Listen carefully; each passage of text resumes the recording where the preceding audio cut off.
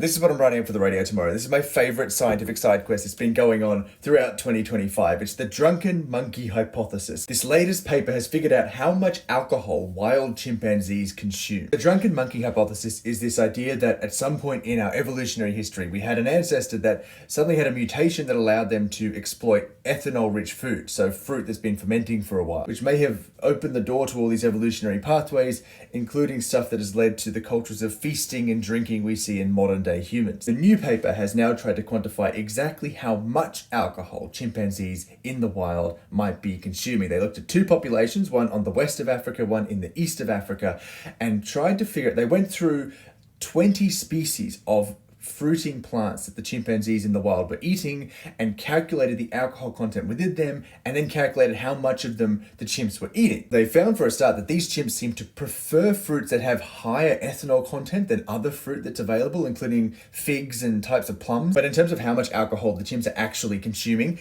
for the average chimpanzee is eating about 4.5 kilograms of fruit per day, which equates to about 14 grams of ethanol. So a standard international drink or an Australian drink are both 10 grams of alcohol.